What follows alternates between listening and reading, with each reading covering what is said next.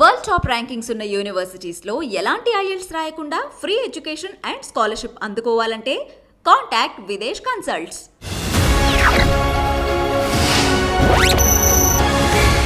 Doctor Samaram అనగానే తెలుగు రాష్ట్రాలు గుర్తొచ్చే సెక్స్ ఎడ్యుకేషన్. సెక్స్ గురించి మాట్లాడాలంటేనే మన దేశంలో ఒక ట్యాబు. మీరు ఎందుకు దాని గురించి మాట్లాడాల్సి వచ్చింది, మీకు రాయాల్సి వచ్చింది? నేను టీనేజ్లో ఉండగా ఒక కేసు మా నాన్నగారు చూసిన. నాన్నగారు ప్రొఫెసర్ ఆఫ్ బయాలజీ కనుక అది అప్పుడు హ్యావీ కిల్స్ అనే పుస్తకం ఉంటే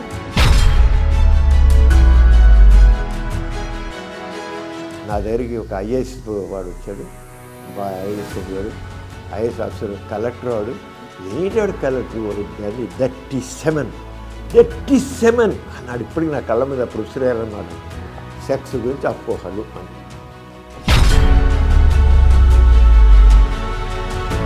వారం రోజుల్లో 10,000 ఉత్తరాలు వచ్చాయి అప్రిషియేట్ చేస్తూ. తరచుగా కనిపించేవి అప్పట్లో ఏమున్నాయి, ఇప్పుడు చెప్పాలంటే ఆ రోజుల్లో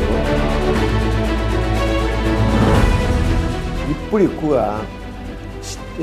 ఫ్యామిలీ రిలేషన్స్ సంబంధించిన రిలేషన్షిప్. ఈ ఫోన్ వల్ల ఈ జనరేషన్లో మీరు చూస్తున్న ప్రాబ్లమ్స్ ఇప్పుడు జరుగుతుందంటే ఈ మొబైల్తో చేతి ఉండడం వల్ల ఇప్పుడు యూత్ చాలా ఇదిగా ఉంది. అయితే అంటే అంత ధైర్యంగా చెప్పలేట్లే కానీ గాంధీ గారి అంటే అప్పుడు స్టార్ హార్ట్ అసలు అందరు చెప్పాడు ఈ పెళ్ళి నేను చేస్తాను, నాన్నగారు నీ చేయడం నీ చేస్తాను, గాంధీ గారు చేస్తాను, నాన్నగారు వద్దున్నారు. జవహర్లాల్ నెహ్రూ వచ్చి మా పెద్దకి పెళ్లి చేశాడు. Hi, hello, welcome to I dream media. Welcome to my show inner view with psychologist Vishesh. ఈరోజు మనం కలుసుకోబోయే వ్యక్తి గురించి ప్రత్యేకంగా చెప్పాల్సిన అవసరం లేదు.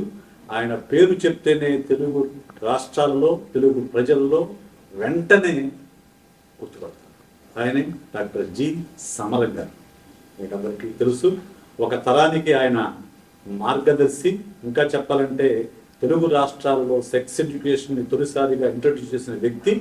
85 ఏళ్ల వయసులో కూడా నిరంతరంగా ప్రజలకు వైద్యం చేస్తూ చాలా యాక్టివ్గా ఉన్న డాక్టర్ గారి గురించి, ఆయన జీవితం గురించి, అలాగే ఆయనలో ఉన్న భిన్న కోణాల గురించి ఈరోజు మనం తెలుసుకుందాం. నమస్కారం. సో మీరు డాక్టర్ సమరం అనగానే తెలుగు రాష్ట్రాలు గుర్తొచ్చే సెక్స్ ఎడ్యుకేషన్, దాని తర్వాత మిగతా అన్నీ కూడా. మీరు ఎప్పుడు, ఎందుకు అంటే సెక్స్ గురించి మాట్లాడాలంటేనే మన దేశంలో ఒక ట్యాబు. అది మాట్లాడడం అనేది ఎవరో చెప్పడం, మాట్లాడాలి. మీరు ఎందుకు దాని గురించి మాట్లాడాల్సి వచ్చింది, ఎందుకు రాయాల్సి వచ్చింది?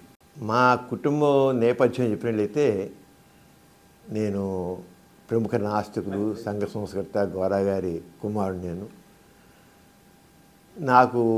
టీనేజ్లో ఉండగా ఒక కేసు మా నాన్నగారి దగ్గరికి వచ్చింది. అంటే సంఘ సంస్కృత కనుక రకరకాల సమస్యల వాళ్ళు మనుషులు నాన్నగారి దగ్గరికి వచ్చేవాళ్ళు. అప్పుడు నాకు ఎంత ఒక 16 ఏళ్ళు 15 ఏళ్ళు ఉంటాయి అంతే. ఒక వ్యక్తి గుడివాడలో ఏఎన్ఆర్ కాలేజీలో చదువుకుంటున్నాడు. అదే పెళ్ళయింది. అతను మొదటి రాత్రి పెళ్ళైన శోభన రాత్రి ఆ పెళ్లి కూతురు శోభన అడుగు పెట్టగానే కాళ్ళ మీద పడిపోయి, నన్ను క్షమించు, నేను మా నాన్నగారికి చెప్పలేకని పెళ్లి చేసుకున్నాను, నేను హస్తప్రయోగం చేశాను, అంతే నేను అపుంసుకుని అయిపోయాను, నేను పనికిరాను, కానీ నేను చేసిన నేరానికి నిన్ను టచ్ చేయకుండా ఇప్పుడు నాకు 2 ఎకరాల పొలం ఉంది, ఆ 2 ఎకరాలు నీకు రాసిస్తున్నాను అని పెట్టేసి కాగితాలు పెట్టేసి నాకు క్షమించి చెప్పేసి ఆ రాత్రే ఆ గది నుంచి వెళ్ళిపోయి మళ్ళీ అతను బయట పారిపోకుండా నేను చేసిన పనికి పశ్చాత్తాపంగా నేను ఏ కాలేజీలో చదువుకున్నానో ఆ కాలేజీ దగ్గరే ఒక సైకిల్ షాప్ పెట్టి ఆ సైకిల్ షాప్ రిపేర్ చేసుకుంటూ నేను ఎంత భయంకర తప్పు చేశాను నేను. అంతే నా తప్పుని అందరికీ చెప్పాలి, ఎవరు చేయకుండా ఉండాలని చెప్పి అక్కడ సైకిల్ షాప్ పెట్టి అందరు షాక్ తిన్నారు. ఏంట్రా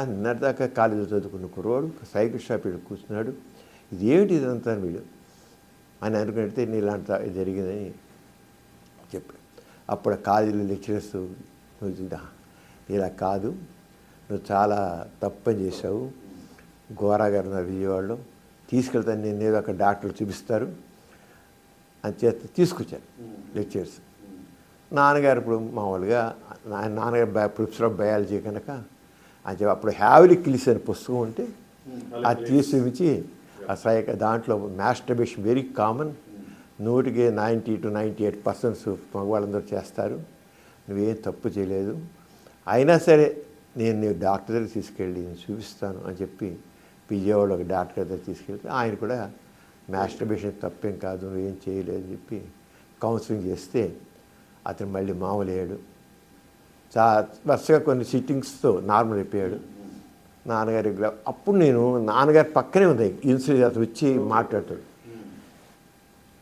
నా వయసు కూడా మరి అలాంటి వయసే కదా, టీనేజ్ వయసులోనూ మరి మనం కూడా అలాంటి అలవాట్లు ఉన్నవాళ్ళం అవుతాం కదా. ఇది చాలా సీరియస్ ప్రాబ్లం అన్నమాట అని అనుకున్నాను.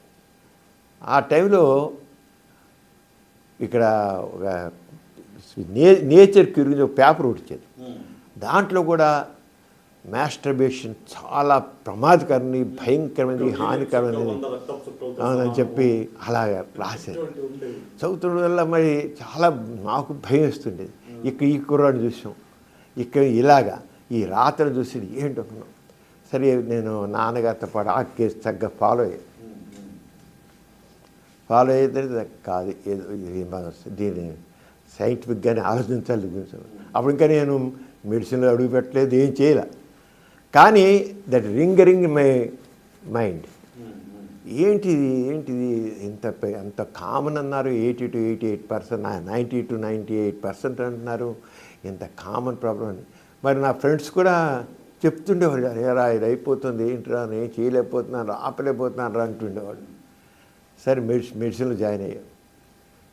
మెడిసిన్ చదువుతుంటే నేను ఫస్ట్ ఇయర్లో ఉండగా ఇంకా మాకు ఇంకా క్లినికల్ సైడ్ ఏం లేదు. అప్పుడే మా ఫ్రెండ్స్ వచ్చి వాళ్ళందరూ నా ఫ్రెండ్స్ వచ్చి మా కాలేజీలో చదువుతున్న కుర్రవాళ్ళు, ఆర్ట్స్ కాలేజీలో చదువుతున్న కుర్రవాళ్ళు వచ్చి ఏం సమరం ఏంటి, దీనికి ఏం చెప్పాలి, ఎలాగా ఎలా కంట్రోల్ చేత కావట్లేదని చెప్తుండేవాళ్ళు. కానీ మదర్ ఏముంటున్నప్పుడు ఇంకా జస్ట్ స్టూడెంట్స్. నేను 5th ఇయర్లో ఉండగా మెడిసిన్ చదువుతున్న ప్రీ ఫైనల్ ఉన్నప్పుడు మా మెడిసిన్ ప్రొఫెసర్ గారు కొద్దిగా లేట్గా వచ్చారు. ఇప్పుడు లేట్గా ఎందుకు వచ్చానో తెలుసా, నా దగ్గరికి ఒక ఐఏఎస్ వాడు వచ్చాడు, ఐఏఎస్ చదివాడు, ఐఏఎస్ ఆఫీసర్, కలెక్టర్ వాడు, పెళ్ళి కాబోతోంది, కలెక్టరే కానీ వాడి గురించి వాడికి ఏమీ తెలియదు. నాకు వీర్యం పోయింది, అస్తమయం చేసే వీర్యం పోతుంది, నేను చాలా వీక్ అయిపోతున్నాను, వాడు పెళ్లి చేసుకోవడం చాలా భయంగా ఉన్నాను అడిగాడు. ఏంటి వాడు కలెక్టర్, వాడు 37 అన్నాడు. ఇప్పటికి నా కళ్ళ మీద అప్పుడు ఉసిరారన్నమాట.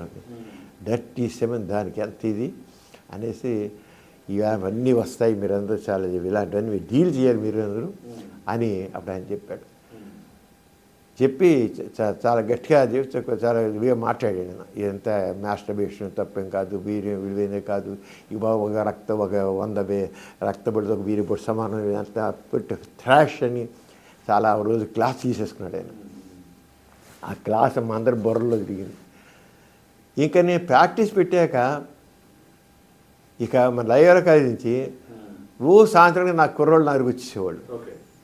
ఇక అది ఈ ఏరియా అంతా నేను ఒక్కనే ఉండేవాడిని. నేను జనరల్గా నేను చాలా యూత్తో చాలా స్నేహంగా ఉండే, మొదటి నుంచి నాకు అలవాటు, చాలా కుర్రాళ్ళతో అందరూ చాలా స్నేహంగా ఉండేవాడు. అందరూ వచ్చి ప్రతివాడు చెప్పేవాడు, ఇలా చెప్పాడు, నాకు వచ్చిందనేవాడు, నాకు వీర్యం పోతుండేవాడు, అస్తమయం చేస్తుండేవాడు, స్వప్నకాలం ఇవన్నీ చెప్తుండేవాళ్ళు. అప్పుడు నేను ఇక లాభం లేదని దాని గురించి స్టడీ చేయడం బలెట్టాను. అప్పుడు ఇప్పుడు ఈ సాహిత్యం లేదండి, ఇప్పుడు అందరికీ అందుబాటులో ఉంది, అప్పుడు ఏం లేదు, అందుబాటులో లేదు. నాకు అసలు ఇవన్నీ చెప్తే చూసేది కింద పడ్డా మీరు తెలుసుకున్నా, చాలా నాకు థ్రస్ట్ దాని నుంచి చాలా ఎక్కువైంది తెలుసుకున్నాను. ఆల్ ఇండియా రేడియోలో నేను రెగ్యులర్గా నా టాక్స్ వస్తుండేవి. ఒక రోజున చెప్పా, ఏమండి ఇది చాలా బర్నింగ్ టాపిక్, ఇది మాస్టర్బేషన్ గురించి, వీర్యం గురించి ఓ టాపిక్ చేసి మాట్లాడదామని చెప్పి మా టాపిక్ ఇచ్చా, సెక్స్ గురించి అపోహలు అని. Tremendous response. వాళ్ళు చెప్పారు ఫస్ట్ ఎపిసోడ్ ఒక పబ్లిక్లో దాని మీద మాట్లాడండి. నేను చేసి వాళ్ళు 1974 74లో 74 జూలై ఆ ప్రాంతం జూన్ జూలై ప్రాంతంలో వచ్చింది. వచ్చి వాళ్ళు చెప్పారు మా ఆల్ ఇండియా రేడియోకి ఏనాడు ఇన్ని ఉత్తరాలు రాలి వారం రోజుల్లో 10,000 ఉత్తరాలు వచ్చాయి అప్రిషియేట్ చేస్తూ అని చెప్పారు వాళ్ళు. అదే టైంలో ఏనాడు పేపరు వైజాగ్లో మొదలెడుతున్నారు. అది దాదాపు అక్కడ ఈనాడు ఫస్ట్ పేపరు వైజాగ్ దాదాపు లోకల్ ఎడిషన్లా ఉండేది మొత్తం. అక్కడ రామోజీ గారు ఫోన్ చేశారు, నేను విన్నాను ఈ టాకు రేటాకు, ఇది చాలా అవసరం. నేను అన్నదాత పేపర్ ఉంది నాకు, ఆ పేపర్లోనే అసలు నాకు ఇలాంటి మా ఫ్యామిలీస్లో ఇలాంటి కొంతమంది చాలా ఇబ్బంది పడ్డారు, అంచేత నువ్వు ఇది గురించి ఎడ్యుకేట్ చేయాలి, నేను రెడీగా ఉన్నాను, నువ్వు రాయాలి. నేను నాకు తెలిసి చాలా లిమిటెడ్ అండి, ఏం లేదంటే చాలా ఆ లిమిటెడే నువ్వు రాయి, నీకు ముందు అసలు నీకు చెప్పాలనేది ఇది ఉంది, కుతూహలం ఉంది, చేయి నువ్వు గట్టిగా అన్నారు. చాలా గట్టిగా ఫోర్స్ చేశాను. నేను అన్నాను నాకు తెలిసిన చాలా కొద్ది అండి, పేపర్లో చాలా నాలెడ్జ్ ఉండాలి, నేనే ఎవరు దీంట్లో ఎక్స్పర్ట్ ఎవరు లేరు, నాకైతే కాదు కాదు చేస్తున్నాను.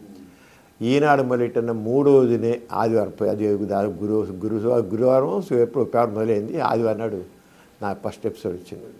సెక్స్ సైన్స్ అని పెట్టి చెప్తే ట్రెమెండస్ రెస్పాన్స్ వచ్చింది. ఓ వారం ఏడుకల్లా ఒక దాదాపు 10,000 20,000 ఉత్తరాలు వచ్చేవి అక్కడి నుంచి వైజాగ్ ఉత్తరాలు వచ్చేవన్నీ చాలా రెస్పాన్స్ వచ్చింది.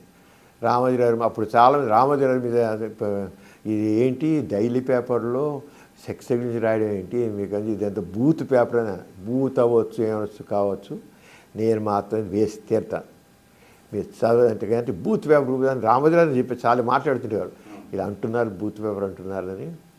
కానీ ఆయన మాత్రం చాలా గట్టిగా నిలబడ్డారు, చాలా గట్టిగా నిలబడి చాలా వయసు చాలా మధ్య 2వ సంవత్సరం వచ్చాక 2 వారానికి 2 సార్లు ఇట్లా పెట్టారు, ఆదివారం బుధవారం రాయడం. ఎందుకంటే అది రెస్పాన్స్ ఎక్కువ బాగా ఎక్కువ ఉంది. అక్కడి నుంచి ఇంక నేను మా అన్నయ్య గారు తను అప్పుడు ఆ రోజులు అమెరికాలో ఉన్నాడు, ఉంటే నేను ఏమైనా దీనికి సంబంధించిన బుక్స్ ఉంటే చూడు అంటే అప్పుడే హ్యావ్లీ కిలీస్ సంబంధించిన సెక్షువల్ రీసెర్చ్ బుక్స్ వచ్చాయి, హ్యూమన్ సెక్షువాలిటీ గురించి వాటి గురించి. అలా కిన్సే పరిశోధన, ఆ పుస్తకాలన్నీ అమెరికా నుంచి పంపించారు. అక్కడి నుంచి మాస్టర్ జాన్సన్ది కిన్సే పరిశోధన చేశారు, బాగా స్టడీ చేశాను. అక్కడి నుంచి నా జర్నీ స్టార్ట్ అయింది విషయంలో. ఇంకా అప్పటి నుంచి ఇంక జరుగుతూనే ఉంది. సంవత్సరాల పాటు అయిన తర్వాత మా టీవీ మొదలెట్టిన కొద్ది వారాల్లోనే మా టీవీలో మొదలెట్టారు రాసేవాళ్ళు. సంబరం సమయం పెట్టి వారం ఒకసారి శనివారం రాత్రి 12 గంటలకు వేసేవాళ్ళు. 12 గంటలకు వస్తే ఏం చూసేవాళ్ళు జనాలు అప్పుడు మా టీవీలో, బిగినింగ్లోనే అది చాలా అప్పుడు ఇప్పుడున్న మా టీవీలా కాదు, మామూలు ఇప్పుడు సిటీ కేబుల్లా ఉంటుంది, అలా ఉండేది మా టీవీ మొదలెట్టిన రోజుల్లో. అలా పెడితే నేను అదే రోజుల్లో అంటే రెస్పాన్స్ చూసేలా ఉండేది. నేను జన విజ్ఞాన వేదిక వాళ్ళు మూఢనమ్మకాల మీటింగ్ పెడితే ప్రకాశం జిల్లా దర్శిని విలేజ్, నువ్వు వెళ్తే ఆ దర్శి విలేజ్ వెళ్తే వాళ్ళు సినిమా పెడితే ఆ మీటింగ్ తీసుకెళ్తూ 6 గంటల ప్రాంతంలో సినిమాల దగ్గర తీసుకెళ్ళి శనివారం అది తీసుకెళ్ళి ఒకసారి హాల్లో తొంగి చూడండి, హాల్ ప్యాక్డ్గా ఉంది, ఎందుకు ఇలా చూడండి అంతే అని. ఎలా ఉంది, ఫుల్గా ఉంది సినిమా పిల్లలు. మరి అయిపోయింది, మరి తిరిగి వస్తున్నాను, తిరిగి వస్తుంటే 11 ప్రాంతం మీటింగ్ అయిపోయి తిరిగి వస్తుంటే మళ్ళీ అదే హాల్లోకి వెళ్ళి చూడమన్నారు. చూడండి జనం 25 మంది 50 మంది ఉన్నారు. ఇందాడేమో ఫస్ట్ షోకేమో ప్యాకెట్గా ఉన్నారు, 25 మంది 50 మంది ఉన్నారు.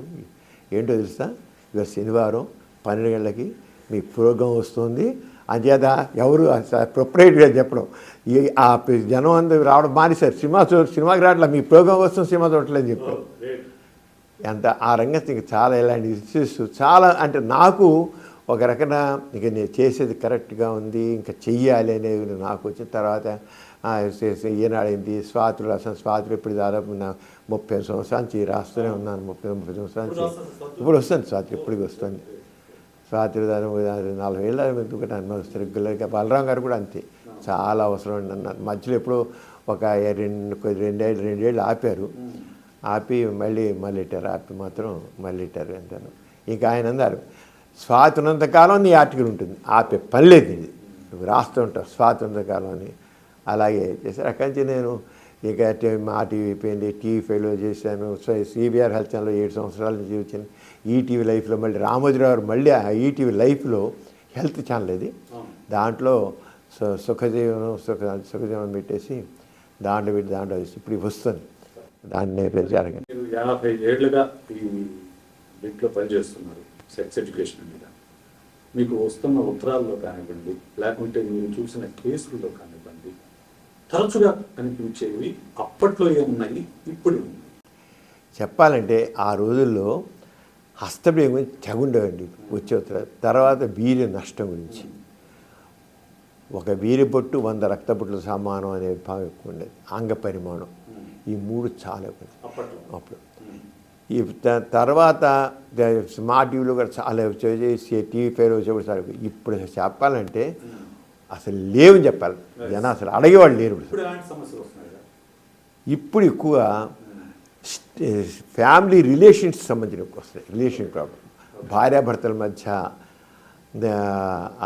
అనుబంధాలు సరిగా, స్ట్రెస్ ఫ్యాక్టర్స్, రిలేషన్ ప్రాబ్లమ్స్ చాలా ఎక్కువ వస్తున్నాయి. ఎక్కువగా ఈ సాఫ్ట్వేర్ ఇంజనీర్స్ వాళ్ళు స్ట్రెస్ ఫ్యాక్టర్ చాలా ఎక్కువ ఉంటుంది. స్ట్రెస్ వల్ల వాళ్ళు ఫెయిల్యూర్స్ ఎక్కువ ఉంటున్నాయి. నిజంగా వాళ్ళు ఇంపార్టెంట్ కాదు, కానీ వాళ్ళు ఫెయిల్ అవుతున్నారు సెక్స్లో. కారణం అంటే వాళ్ళ స్ట్రెస్ వల్ల వాళ్ళు సెక్స్లో వాళ్ళు కొద్ది ఇన్ఎఫిషియన్సీ వెళ్ళిపోతుంది.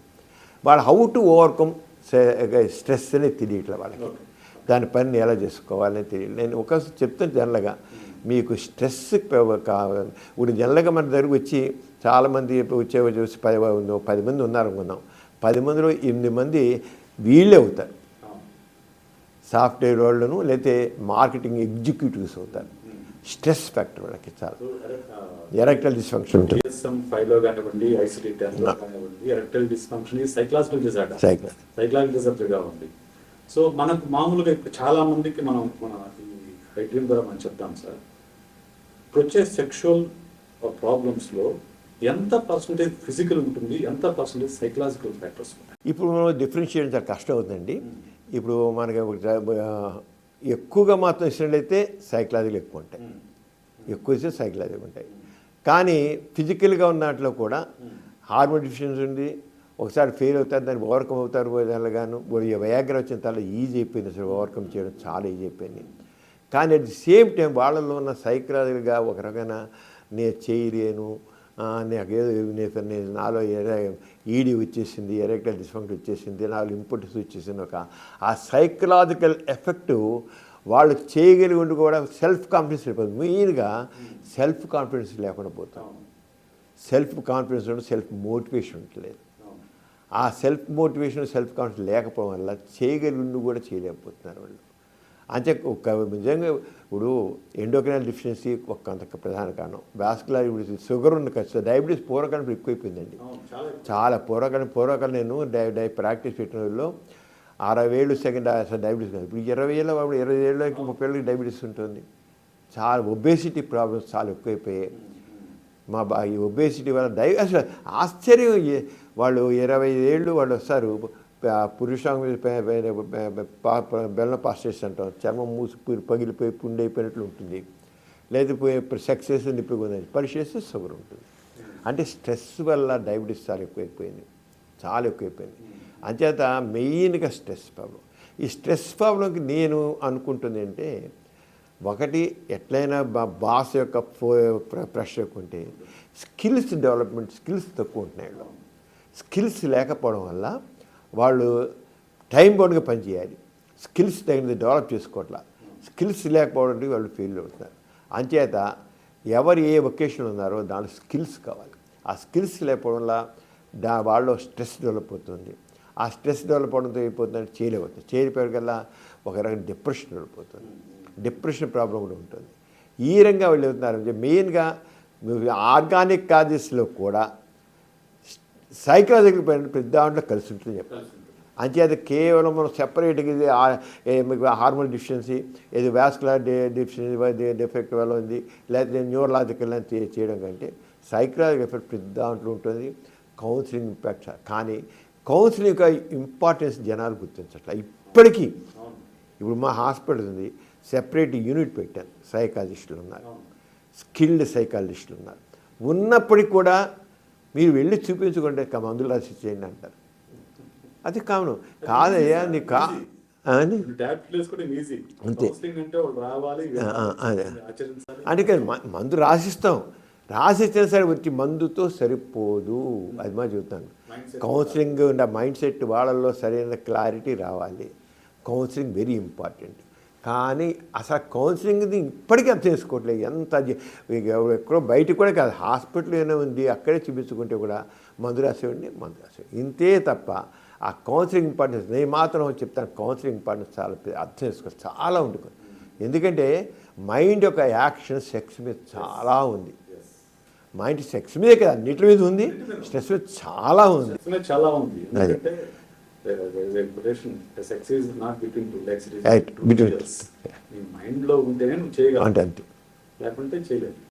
Not between 2 thighs, between 2 years అని చెప్తాం. అది అది తెలుసుకోవాలి. ఇక్కడ టైం కూడా పెట్టలేకపోతాం. మనుషులు బిజీ అయిపోయారు మనుషులందరూ. ఆ కౌన్సిలింగ్ అంటే అసలు చాలా మందులు అవసరం లేదండి. నేను అడిగితే సెక్చువల్ ప్రాబ్లమ్స్ చాలా మందులు అవసరం, చాలా మందులు అవసరం. కేవలం మనం కౌన్సిలింగ్ ద్వారా మనం వర్క్ చేయొచ్చు. కానీ అసలు దానికి ఎఫర్ట్ పెట్టట్లేదు మనుషులు. అది ఒకటి. సార్, ఇప్పుడు మీరు స్టార్ట్ చేసిన టైంలో మీరు చెప్పారు అప్పట్లో సెక్స్ ఎడ్యుకేషన్ తక్కువగా ఉండేది. ఇప్పుడు మా జనరేషన్లో మేము బుక్స్ చదివేవాళ్ళము చాటుమాటగా. ఇప్పుడు ఈ జనరేషన్లో ఫోన్ వచ్చింది, everything is open. Okay, everything is at hand. Okay, ఇప్పుడు ఈ ఫోన్ వల్ల ఈ జనరేషన్లో మీరు చూస్తున్న ప్రాబ్లమ్స్ ఇప్పుడు జరుగుతుందంటే ఈ మొబైల్ చేతిలో ఉండేది కల్లా పోర్నోగ్రఫీకి సంబంధించి తెగ చూస్తున్నారు. చాలా మంది ఆడవాళ్ళ మగవాళ్ళ తేడా లేదండి, లేడీస్ కూడా చూస్తున్నారు. వాళ్ళు ఓపెన్ అవ్వట్లేదు. ఎందుకంటే నా దగ్గర ఓపెన్గా చెప్తారు. నా అదే మంది లేడీస్ ఓపెన్గా చెప్పేస్తారు, ఏదైతే దాచుకోరు. ఆడవాళ్ళు కూడా చక్కగా చూస్తారు. ఇద్దరు కలిసి కూడా చూస్తున్నారు. పోర్న్ వీడియో చూసేవాళ్ళు ఏమంటున్నారంటే ఆ రంగం మనం చేయలేకపోతే భార్య చేస్తుందంటే అక్కడ మగవాడు అంత పోర్నర్లో వాడంత ఇదిగా అంత ఎఫెక్టివ్గా అంత చెప్తాడు. చూసుకుని 2 నిమిషాలు 6 నిమిషాలు పడిపోతుంది వీడియో. ఏంటి ఈడే మగవాడు అంటుంది అంటే. పూర్వకాలం భార్యాభర్తలు ఏదైనా ఆగేవాడు. ఎలా కాదు, ఫస్ట్ నైట్ ఫెయిల్ అయిపోతే వెంటనే ఇంపార్టెంట్ అని లెక్కట్టేస్తారు. 3వ రోజుకి పనికి రావడం తేల్చిపరుస్తుంది. అమ్మాయి తేల్చిపరుస్తాడు పనికి ఇంపార్టెంట్. వీడికి ఒక రకమైన భయం వల్ల కావచ్చు, లేదా స్ట్రెస్ వల్ల కావచ్చు, నిద్ర లేకపోవడం వల్ల కావచ్చు, పెర్ఫార్మెన్స్ యాంగ్జైటీ అవుతుంది. అసలు లెక్క చేయట్లేదు వీడు. లేడీస్ దీనికి ప్రధాన కారణం ఏంటంటే నేను అనుకోవడం మహిళా సాధికారత. నేను సావడం నాకు ఎందుకు, పనికిరాడు చేయలేడు, నేను బట్టలను ఓడిసి పని అంటుంది. నేను బట్టలను తీసానండి, చేయను, ఏం చేయలేదండి అంటుంది. అరే ఆ దేశం ఇంకా పోతుంది. మరి ఎవరైనా పోస్ట్ చేసేప్పుడు తప్పకుండా మరీ ఇంకా పోతుంది. అసలు చాలా లేడీస్ మాత్రం కొద్దిగా మగవాళ్ళ సైకాలజీని కూడా అర్థం చేసుకోవాలి. అది లేదు. మగవాళ్ళు ఎవడైనా కొద్దిగా వాళ్ళ పొటెన్షియల్ని ఇన్సల్ట్ చేస్తే మగవాడు ఇంకా డౌన్ అయిపోతాడు. నేను కూడా కొన్ని కేసులు డీల్ చేశాను సార్. ఎప్పుడో ఒక్కసారి భార్య పనికి రావాలని చెప్పేసి ఇంకా పూర్తిగా డిప్రెషన్లోకి వెళ్ళిపోయి పూర్తిగా సెక్స్ చేయని పరిస్థితిలో వచ్చిన కేసులు కూడా చూశాను కొన్ని కేసులు. సో అయితే ఫోన్ వల్ల మీకు ఎక్స్పెక్టేషన్స్ పెరుగుతున్నాయి అంటున్నారు. చాలా ఎక్కువ గర్ల్స్ ఎక్స్పెక్టేషన్స్ పెరుగుతున్నాయి. సో ఇంకొకటి మనము మీ జనరేషన్లో కానివ్వండి, మీ జనరేషన్లో కానివ్వండి, పెళ్ళిళ్ళు అనేవి 11, 14 సంవత్సరాలు 5 సంవత్సరాలు వెళ్ళిపోయాయి సార్. ఓకే, ఇప్పుడు పెళ్ళిళ్ళు అనేవి 30, 25 లోపు జరగట్లేదు. అసలు 25 తర్వాతనే పెళ్లి జరుగుతుంది. 30, 32, 33 అట్లా జరుగుతున్నాయి. ఇప్పుడు ప్రీమ్యారిటల్ సెక్స్ పెరిగింది, అలాగే లివింగ్ రిలేషన్షిప్స్ కూడా వచ్చాయి. సో దీన్ని మీరు ఎలా చూస్తారు? అసలు అప్పటికి ఇప్పటికీ ఈ జనరేషన్ గ్యాప్లో ఉన్న ప్రీమ్యారిటల్ సెక్స్ని యాక్సెప్ట్ చేయడం కానీ దీనివల్ల ఏమన్నా సమస్యలు వస్తున్నాయా? లివింగ్ రిలేషన్షిప్ ఎలా వస్తాయి? ఇప్పుడు యాక్చువల్ చెప్పాలంటే ఎవరికి అనుకుంటారండి. పూర్వకాలం మొగుడు కుట్టినా ఆడ పడి ఉండేది, ఎవరు తిట్టిన పడి ఉండరు. తిట్టడం కాదు, ఇన్సల్టింగ్ మాట్లాడినా పడి ఉండరు. ప్రతి వాళ్ళకి వాళ్ళ ఈగో ఉంది, సెల్ఫ్ అనేది వాళ్ళకి తప్పు ఉండండి.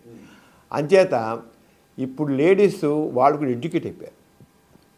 మగవాడితో సమానం అనుకుంటా, అనుకోరు కూడా, నేను దాన్ని తప్పకుండా ఎంకరేజ్ చేస్తాను.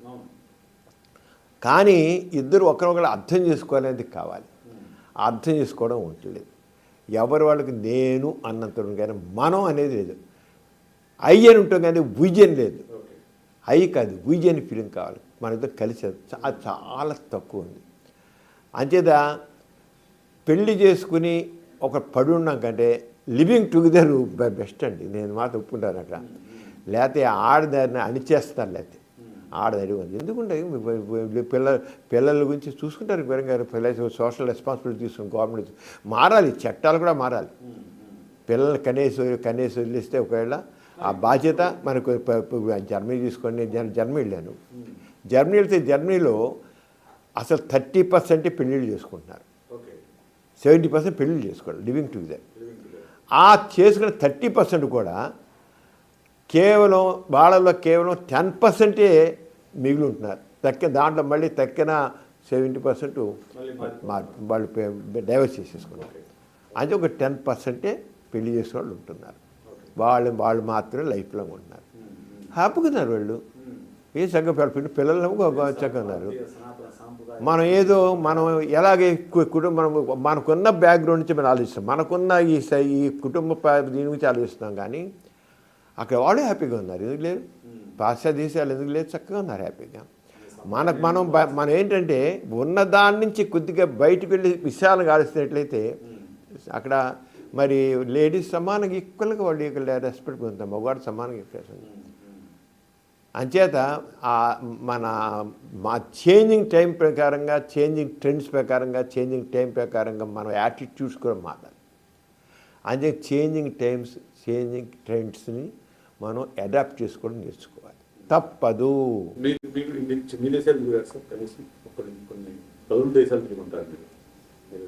లేదా 30 కంట్రీస్ తిరిగాను నేను.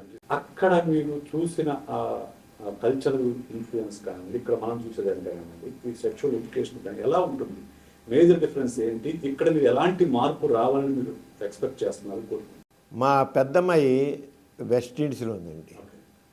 మా మనవరాలు 7వ తరగతిలో ఉండగానే వాళ్ళకి ఫ్యామిలీ ప్లానింగ్, కండోమ్ గురించి, వాటి రెండు గురించి వాళ్ళు ఫుల్గా చెప్పేసి నోస్ ఎవ్రీథింగ్. తాత నాకు ఇది నాతో మాట్లాడుతుంది. 7 ఏళ్ళ వయసులో నాకు తను చిన్న వయసు 10 ఏళ్ళు తను అంతా నాకు చెప్పడం పడింది, అంతా చెప్పింది. చాలా అంటే ఆ వయసులో చక్కగా రిసీవ్ చేసుకుంటారు. చాలా బాగా చెప్పారు పిల్లల గర్భం రావడం అంటే ఏంటని. నేను కొన్ని వందల సెక్స్ ఎడ్యుకేషన్ క్లాసులు తీసుకున్నాను ఇండియాలో కూడా. నేను ఎలిమెంటరీ స్కూల్ లెవెల్లోంచి యూనివర్సిటీ లెవెల్ దాకా సెక్స్ ఎడ్యుకేషన్ క్లాసులు తీసుకున్నాను. చిన్న పిల్లలకి 10 ఏళ్ళు 12 ఏళ్ళ వయసులో పాటు చెప్పినోడు ఎటువంటి వికారాలు లేకుండా చక్కగా రిసీవ్ చేసుకుంటారు. ఒకసారి ఒక పిల్లవాడిని ఇంటర్ కోర్స్ అంటే ఏంటంటే చెప్పాను ఇంటర్ కోర్స్ అని ఒక మగవాడికి ఒక అమ్మాయిని చూస్తే కోరిక కలుగుతుంది, అంగం చిన్నగా ఉంది, పెద్దది అవుతుంది, లావు అవుతుంది. ఆ కోరిక కలిగినప్పుడు వాడు స్త్రీకి యోని గ్రంథం ఉంటుంది, దాన్ని పెట్టి చేస్తాడు, వీర్యం పడుతుంది, అప్పుడు ఇలా గర్భాశయం ఉంటుంది, పిల్లలు పడుతారు, ఇది కడుపు వస్తుంది అని చేతులు కట్టుకుని పాఠం పేరు చెప్పాడు. చక్కగా చెప్పాడు. ఆ కుర్రోడు నాకు ఒక 35 ఏళ్ళు 40 ఏళ్ళ తర్వాత రైల్వే స్టేషన్కి వాడి డాక్టర్ గారు ఆ రోజు చెప్పారు, నాకు ఇప్పటికే పాఠం గుర్తుంది, మీకు ఆ రోజు చేతులు కట్టుకుని చెప్పాను, నిజంగా నాకు ఎంతో ఉపయోగపడిందండి. అంటే అది వికారాలు లేకుండా చక్కగా చిన్నప్పటి నుంచే మన అందుకనే sex education mother ever sex education ఎక్కడ అంటే ఉయ్యాలు ఉండగానే మొదలవుతుంది, తల్లి దగ్గర నుంచే వస్తుంది. తల్లి చెప్తుంది ఎక్కడ ఉయ్యాల్లో ఉన్నప్పుడే సెక్స్ ఎడ్యుకేషన్. అంతే చిన్నప్పటి నుంచే సెక్స్ ఎడ్యుకేషన్ కావాలండి. అక్కడ పాశ్చాత్య దేశాల్లో సెక్స్ ఎడ్యుకేషన్ ఉంది, స్కూల్స్ అన్నీ చెప్తారు. విచ్చలవిడితనం అంటలేదే, నేను అంటలేదు విచ్చలవిడితనం అంటలేదు, తప్పు. వాళ్ళ యాక్చువల్లీ రాంగ్. అది మా సరిగ్గా ఇక్కడ 2 ఉన్నాయండి, sex education and aspect, erotic aspects of sex, scientific aspect sex. Scientific aspect sex అనేది మనం మాట్లాడేది ఏంటి, గర్భ అంగస్తంభన అంటే ఏంటి, గర్భం రావడం ఏంటి, దాంపత్య సంబంధాలు అంటే ఏంటి, ఇవన్నీ సెక్స్. మానవుకి మనకు ఏజ్ ఇచ్చారికల్లా గ్లాండ్స్ ఉంటాయి, హార్మోన్స్ రిలీజ్ అవుతాయి, మన ఫిజికల్ చేంజెస్ వస్తాయి, సైకలాజికల్ చేంజెస్ వస్తాయి, లైంగిక భావనలు వస్తాయి, feel good hormones, love hormones వస్తాయి, మళ్ళీ అవన్నీ ఉంటాయి. ఇవన్నీ చెప్తాయి సైంటిఫిక్ ఎస్పెక్ట్స్. తప్పే ఉంటుంది దాంట్లో. అవి చెప్పాలి. చెప్తే అలా కాకుండా ఏంటి చెప్పినప్పుడు ఈ మా శృంగారం మెల్లిన శృంగారం, అమలిన శృంగారం అంటాం మనం. మలిన శృంగారం అంటే అసభ్యంగా ఒట్టి మనుషుల్ని రెచ్చగొట్టేది అమలిన శృంగారం, మలిన శృంగారం. అమలిన శృంగారం అంటే చక్క శృంగారం అన్న మన వాళ్ళకి తేడా తెలియదు. మీరు ఎరోటిక్ అమలిన మలిన శృంగారం అన్నారు కాబట్టి మీ ఇష్యూ ఉన్న ఒకటి ప్రస్తావిస్తాను. ఏం పర్లేదు. ఆర్జీవీ జిఎస్టీ తీసుకున్నప్పుడు మీరు డిస్కషన్లో పార్టిసిపేట్ చేశారు. అప్పుడు ఆయన మిమ్మల్ని క్వశ్చన్ వేశారు, మీరు ఇప్పుడు సెక్స్లో పార్టిసిపేట్ చేశారు. మీరు ఆ సినిమా చూసారా సార్? జిఎస్టీ చూడలేదు చూడండి, మనం జస్ట్ పార్టిసిపేట్ చేశారు.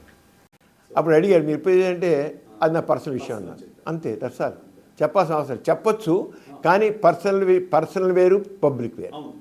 పర్సనల్ విషయం పర్సనల్. మొగుడు ఇప్పుడు భార్యాభర్తలు ఇద్దరు బెడ్రూమ్లో ఉంటారు, బెడ్రూమ్ అంటే బట్టలు బయట తిరిగి అసలు బెడ్రూమ్లో చేసి అందరికీ తెలిసిందే. అదంతే. చాటు వేరు, సీక్రెసీ వేరు. చాటు వేరు, సీక్రెట్. అంచేత కొన్ని విషయం పబ్లిక్ అవసరంలా.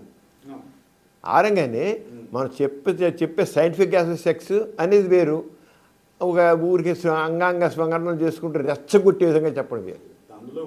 అది జనాలు గుర్తించలేకపోతే ఏంటంటే సెక్స్ ఈజ్ పవర్ అనే విషయం చెప్పాడు. అంతే. Sex is the power of a woman. అంటే use it, you like it, you can use it as you like అనేది అది మొత్తం కూడా స్క్రీన్ మొత్తం కూడా అదే ఉంటుంది. కాకపోతే బాడీ పార్ట్స్ అన్ని చూపించుకుంటూ ఎక్స్ప్రెస్ చేశారు కాబట్టి మన దగ్గర కనీసం ఖచ్చితంగా వచ్చింది. సో అది దట్స్ ఓకే సార్. సో ఇది ఒక సెక్సాలజిస్ట్గా, ఒక సెక్స్ స్పెషలిస్ట్గా సమరం గారికి ఉన్న ఒక పేరు ప్రఖ్యాతులు ఇప్పటివరకు మనం మాట్లాడుతున్నాం. సో దాంతోపాటు మీరు డాక్టర్గా కూడా మిగతా నేను మామూలు జనరల్ ప్రాక్టీషనర్, అది వాళ్ళది సర్జరీస్ ఎవ్రీథింగ్. నేను సర్జరీస్ అవన్నీ మామూలుగా చేస్తాను. నేను జనరల్ ప్రాక్టీషనర్. నాకు సెక్సాలజీకి సంబంధించిన కేసులు ఎన్ని ఉంటాయో, సెక్షువల్ మెడిసిన్ ఉంటాయో, దానికి డబ్బులు త్రివులు నా జనరల్ మెడిసిన్ ఉంటాయి. నేను దానికి కూడా హార్ట్ కేసులు, డయాబెటీస్ కేసులు అన్నీ డీల్ చేస్తాను. దాని గురించి మాట్లాడతాను. ఎందుకంటే మీ హాస్పిటల్ నేమ్ కూడా వాసవ్య నర్సింగ్. వాసవ్య అంటే అందరికీ చెప్పండి సార్, కొంచెం ఈ జనరేషన్ తెలియదు. వాసవ్య అంటే వాస్తవికత, సంఘ దృష్టి, వ్యక్తిత్వం. వాస్తవికత అంటే ఏదైనా సరే సత్యం మీద ఉండాలి, రియలిస్టిక్గా ఉండాలి. అది వాస్తవికత. అంటే సంఘ దృష్టి, పిలో హ్యూమన్ బీయింగ్ నుంచి మనం కన్సర్న్గా ఉండాలి, సంఘ దృష్టి ఉండాలి. వ్యక్తిత్వం అనేది వ్యా అంటే వ్యక్తిత్వం. వ్యక్తికి గౌరవం ఉండాలి. నాకేంత గౌరవం కావాలనుకుంటున్నాను, మీకు అంత గౌరవం కావాలి. నాకే విలువ కావాలనుకుంటే మీకు ఆ విలువ కావాలి. అంతేగాని ఒకటి ఎక్కువ, ఒకటి తక్కువ కాదు. అంతే. ఈ మూడు మా నాన్నగారు నాస్తికత్వం అంటే ప్రధాన సూత్రాలు 3 అని పెట్టారు. వాస్తవికత, సంఘదృష్టి, వ్యక్తిత్వం. ఎవరికి ఎవడు దాసోహం అవసరం లేదు. వ్యక్తిత్వం అనేది అంత వ్యక్తి దేనికి స్లేవ్గా ఉండాల్సిన పని లేదు. Man is supreme. ఆ స్లేవ్ మైండ్ అనే మనిషిని దాసోహం చేసి వ్యక్తిత్వం లేని మనిషిగా మారుస్తుంది. అంచేత ప్రతి వ్యక్తికి వ్యక్తిత్వం ఉండాలి, గౌరవం ఉండాలి, మర్యాద ఉండాలి. ప్రతి వాడు గౌరవం ఉండాలి, ఇది వాడు గౌరవం ఇవ్వాలి. అంతే. వాసవ్య అనే దాని మీద మా హాస్పిటల్ పెట్టాం. నేను అందుకే ప్రతి మా పేషెంట్ వస్తే నేను ప్రతిదీ వివరించి చెప్తాను, స్పష్టంగా చెప్తాను. దాంట్లో మాకు దాపరేకాలు పెట్టను. ఇది ఎందుకోసం చేసి ఇది చెప్తాను, ప్రతి ఒక్కరు చెప్తాను, వీరందరూ చెప్తాను. మీరు స్టేట్ ప్రెసిడెంట్గా చేశారు, నేషనల్ ప్రెసిడెంట్, నేను నేషనల్ ప్రెసిడెంట్ చేశాను, జాతీయ అధ్యక్షుడిగా చేశాను. సో అలాగే చాలా కార్యక్రమాలు, ఐ క్యాంప్స్ కండక్ట్ చేశారు, ఎయిడ్స్ క్యాంప్స్ కండక్ట్ చేశారు, అలాగే చాలా మెడికల్ క్యాంప్స్ కండక్ట్ చేశారు. ఇటువంటివి చాలా కొన్ని సంవత్సరాలు, దశాబ్దాలుగా మీరు పని చేస్తున్నారు. ఎన్నో సర్వీసెస్. వీటిలో మీకు బాగా సంతృప్తినిచ్చిన ఏదన్నా ఒక గుర్తు వెంటనే ఈరోజు అంటే మనకు ఒక పని రోజు రెగ్యులర్ డ్యూటీ చేస్తూ ఉంటాం సార్, కానీ కొన్ని మనకు వాళ్ళు ఇచ్చే కాంప్లిమెంట్స్ కానీ వాళ్ళు ఇచ్చే మనకు సంతృప్తినిస్తాయి, అందుకనే గుర్తొస్తాయి. అటువంటి మీకు గుర్తొచ్చిన సందర్భం దాంట్లో నేను ప్రతి పనిలోనూ నేను ఒక తృప్తి పొందుతానండి. అది ఫస్ట్ థింగ్. నేను ఏ పని చేసి ఎంత చిన్న పని అయినా సరే ప్రతిసారి నేను పనిలో ఒక ఆ తృప్తి, ఆనందం పొందుతాను, సంతోషం పొందుతాను. ఎక్కడ దేనికి నేను విసుగు చెందాను. అది నా ప్రథమైనది. నేను వెయ్యోసారి ఆపరేషన్ చేసినా, చిన్న ఆపరేషన్ వెయ్యోసారి చేసినా సరే చాలా బాగా వచ్చింది కదా అంటాను. మనకు వచ్చింది కదా అని తృప్తి ఉంది. అంటే ప్రతిదీ పర్ఫెక్ట్గా మనం చేయాలి, ఏది ఈజీగా చేయకూడదు. నేను కరోనా టైంలో అందరూ హాస్పిటల్స్ మూసారు, ఓ డబ్బులు రెండో సెకండ్ ఫేజ్ వచ్చేగల కొంతమంది లక్షలు సంపాదించారు. నేను మాత్రం కరోనా టైంలో ఒక్క నయపైస కూడా పుచ్చుకోకుండా కొన్ని వేల మందికి ఉచితంగా ట్రీట్మెంట్ చేశాను కోవిడ్ టైంలో. ఆ టైంలో మా చెల్లెలు కరోనా వచ్చి చనిపోయిన సొంత చెల్లెలు చనిపోయింది. అయినప్పుడు కూడా ఈ మామూలుగా మైగ్రెంట్ లేబర్స్ వాళ్ళ దగ్గర వెళ్ళి రోజు వెళ్ళారు, చూసి వీళ్ళు మందులు ఇచ్చి ఎలా చేసి గవర్నమెంట్ హాస్పిటల్ చేసి ఇక్కడ పేషెంట్ని హాస్పిటల్ పెట్టుకుని వీళ్ళందరికీ ఆక్సిజన్ పెడుతూ చేసి సీరియస్గా పంపించాను, వెళ్ళి చూసి అలా చేశాను. నేను రెడ్ క్రాస్ కూడా డిస్ట్రిక్ట్ చైర్మన్ ఉన్నాను. రెడ్ క్రాస్ డిస్ట్రిక్ట్ 150,000 మందికి మెడిసిన్ కిట్స్ ఇచ్చాను. అంటే రెడ్ క్రాస్ ఉన్నాను, చాలామంది జనాలందరూ హెల్ప్ చేశారు. నేను నా సొంత నమ్మకాన్ని చేశాను. ఏమాత్రం ఎక్స్పెక్ట్ చేయకుండా నాకు ప్రెసిడెంట్ ఆఫ్ ఇండియా నాకు గోల్డ్ మెడల్ ఇచ్చారు. మొన్న July 17th I got gold medal from the hands of God. ఒక రకంగా చేశాను, అసలు ఎక్స్పెక్ట్ చేయలే. అలాగే అంతకంటే ముఖ్యం అదేమో కోవిడ్ టైంలోనే చేసిన దానికి ఇచ్చారు. మన November 1st ఏపీ గవర్నమెంట్ నాకు లైఫ్ టైం అచీవ్మెంట్ అవార్డు ఇచ్చారు. దాంట్లో వాళ్ళు మెన్షన్ చేసింది ఏంటంటే, ఎవ్వరూ చెప్పడానికి జంకుతునే విషయాన్ని ఆ సెక్సీ లైంగిక విజ్ఞానాన్ని తీసుకుని లైంగిక విజ్ఞానాన్ని కోసం ఎంతో కృషి చేశారు, అపోహలు తొలగించారు, ఎంతమందో జీవితాలు వెలుగు నింపారు, అలాంటి సంఘ సంస్కర్త అని చెప్పి నాకు government Andhra Pradesh life time achievement ఇవ్వాలి. తృప్తి అయితే తృప్తిగా నాకు నేను పెద్ద తృప్తి పొందుతాను కూడా ఎక్కువనే కదా, కొన్ని ఆథెంటిక్గా గవర్నమెంట్ సైడ్ నుంచి ఒక పెద్ద రికగ్నిషన్స్ అని చెప్పచ్చు. మీరు చేసిన సేవలకి పద్మశ్రీ ఎప్పుడు ఎక్స్పెక్ట్ చేయలేదు? నాకు ఇవి కూడా నేను ఎక్స్పెక్ట్ చేయకుండా వచ్చాయి కదా. నేను ఇవి కూడా నేను ఎక్స్పెక్ట్ చేయలేదు. లైఫ్ టైం అచీవ్మెంట్ కూడా నేను మాత్రం ఎక్స్పెక్ట్ చేయలేదు. మా కలెక్టర్ గారు ఫోన్ చేసి నీకు వచ్చిందని చెప్పారు. నేను ఎప్పుడు చేయలేదు. నాకు అసలు నేను అసలు అవార్డుల కోసం నేను ఏనాడు ప్రయత్నం చేయను. అది నా యొక్క ప్రిన్సిపల్ అంతే. నేను ఈ పద్మశ్రీలు అసలు చేయను. నాకు లేదు. నాకు ఒక్కటేనండి జీవితంలో నేను అనుకుంది అంటే పాజిటివ్గా ఆలోచించాలి. ఎప్పుడు పాజిటివ్గా ఉంచాలి.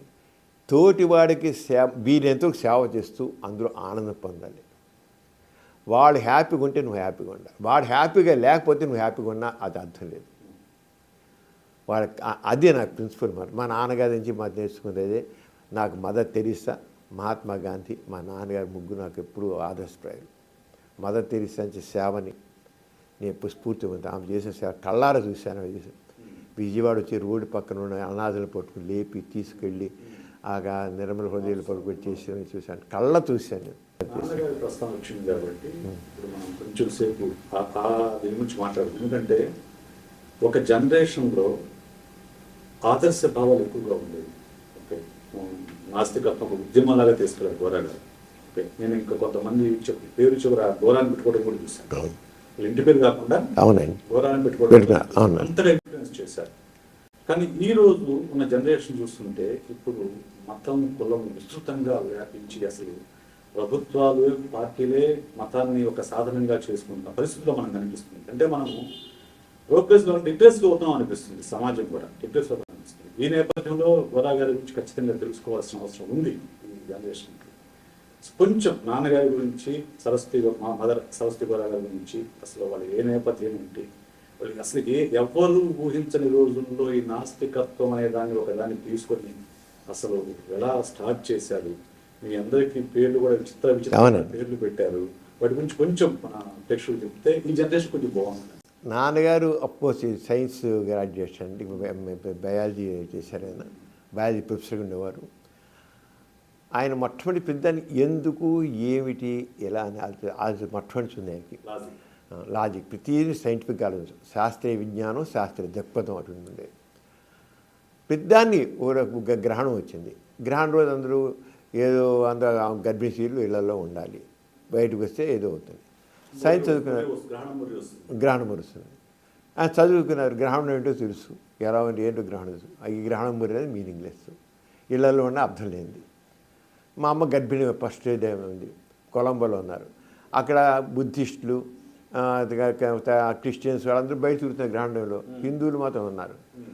నాన్నగారు చెప్పారు, మరి వాళ్ళందరూ చేస్తారు, ఏంటి దీంట్లో గ్రహణం అంటే ఇలా వస్తే మామూలుగా సూర్యుని చుట్టూ భూమి చుట్టూ చంద్రుడు తిరుగుతుంటాడు, సూర్యుడికి భూమికి మధ్య చంద్రుడు అడ్డం వస్తే సూర్యగ్రహణం వస్తుంది, అంతే గ్రహణం. ఇది గ్రహణం అంటే అలా అడ్డు వచ్చేవాడు ఒక ఏకకక్షలో వచ్చేవాడు జరుగుతాయి నేను అని ఇలా చెప్తే నన్ను ఒప్పుకుంది. నాగ ప్రతి అర్థం చక్కగా చెప్తాను. నాగ చేసే చక్కగా మా పెద్దకే ఎటువంటి గ్రహణం ఏమో కూడా శుభ్రంగా ఇప్పటికీ 90 సంవత్సరాలు మా పెద్దక్కకి. మనోరమ అని పెడతాను. మొట్టమొదటి నాన్నగారి స్నేహితులు పెట్టారు పేరు, ఫస్ట్ చైల్డ్కి కొలంబోలో కూడా మనోరమ అని నాన్నగారి ఫ్రెండ్స్ పెట్టారు పేరు. తర్వాత అక్కడి నుంచి నాన్నగారు చేశారంటే ఇంకా ఆలోచించి చదివారు బాగా, ఏమిటి ఇవన్నీ ఇలాగేంటి, ఈ మతాలు ఏంటి, కులాలు ఏంటి, ఇదంతా ఏమిటి అనేది. అక్కడి నుంచి నాన్నగారి జంధ్యం, ఈ కులాలేంటి, ఈ జంధ్యం నాన్నగారు వేసారంటే పరమ సనాతన కుటుంబంలో పుట్టారు మా నాన్నగారు. మా తాతగారు మహాదేవ శంభో అని గోపరాజు వెంకట సుబ్బారావు గారు, కానీ మహాదేవ శంభో ఆయన పెద్ద శివభక్తులు. ఆయన 70 పైగా శివరాత్రులు చేశారు, చాలా గొప్ప చేశారు. ఆయన శివతాండం చేస్తే దద్దరిల్లా చేసేవాడు. ఆయనకి అనేక వందల మంది భక్తులు ఉండేవాళ్ళు. నాన్నగారు మరి అలా మొట్టమొదటి ఈయన కూడా శివతాండం చేసిన వాళ్ళే. అలాంటి వాళ్ళు ఏంటి ఇదంతాను ఇలాగనుకున్నారు. అక్కడి నుంచి ఎప్పుడైతే కొంచెం యోగాంతం ఉంటారో నాన్న తిరగబడి చేసి నాన్నగారు జంజం తీసివేశారు. తీసేగానే మా తాతగారు ఇంట్లో పంపించారు. నేను ఈ కులాలు ఇవన్నీ మా కల్పితాలు, ఈ డిఫరెన్స్ అగ్రకుల సూర్యుడు ఒప్పుకొని నేను అని చెప్పేసి అని తీసేస్తే నా తాతగారు ఇంటికి పంపున్నారు.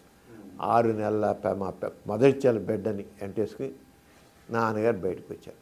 రాగానే అదే టైంలో ఆ పిఆర్ కాలేజీలో లెక్చరర్గా పనిచేస్తుంటే అప్పుడు ఒక రాతపత్రిక ఉండేది. ఆ విద్యార్థి రాతపత్రిక దాంట్లో దేవుడు లేదు అని ఒక ఆర్టికల్ రాశారు. అది బ్రహ్మ సమాజం పేపర్. అది దాంట్లో బ్రహ్మ సమాజం కాలేజీ ఇది. ఆ బ్రహ్మ సమాజం కాలేజీలోనే నాన్నగారు ఒక రాతపత్రుడు దేవుడు లేదు, దేవుడేదో భావం, దేవుడు మగాడేదో ఆడలేదు, దేవుడేదో ఒక అభిప్రాయం, అది దేవుడు లేదు అని రాశారు. రాసరికల్లా వాళ్ళు ఉద్యోగం తీశారు. తాతగారు ఇంట్లో పంపించారు. ఇక ఉద్యోగం ఊడిపోయింది. ఆ పిల్లలు వేసుకుని బయటకు వచ్చి ఒక స్నేహితులు ఇంటి మీద గడప మీద కూర్చున్నారు. అక్కడి నుంచి హరిజనవాడలోకి వెళ్ళారు. వచ్చిన సూర్యకాంతి పెట్టారు.